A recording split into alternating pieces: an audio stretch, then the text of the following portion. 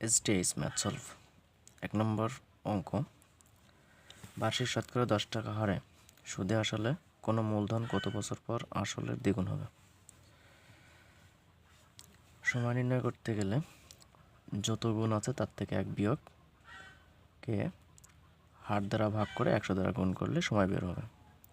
তাহলে এই অঙ্কটাই যত গুণ আসলে দ্বিগুণ হচ্ছে 2 বিয়োগ 1 ভাগ হার, কত টাকা হার?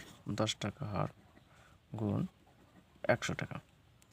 এখন 2 বিয়োগ 1 হচ্ছে 1 ভাগ 10 গুণ 100। 100 এবং 10 যদি কাটাকাটি করে আমরা পাবো 10।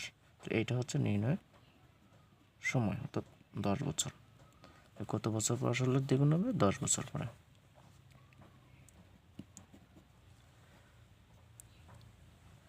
দ্বিতীয় অঙ্কটা, শতকরা বার্ষিক কত হারে সুদে যে কোনো আসল 5 বছরের সুদে আসলে দ্বিগুণ হবে?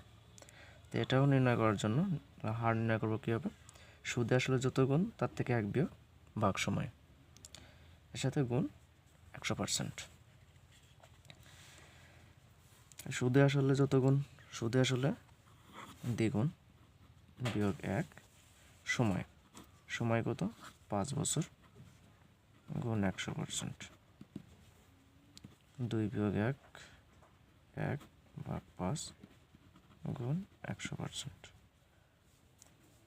100 এবং 5 কাটাকাটি হচ্ছে 20%। তো নির্ণয় হার 20%।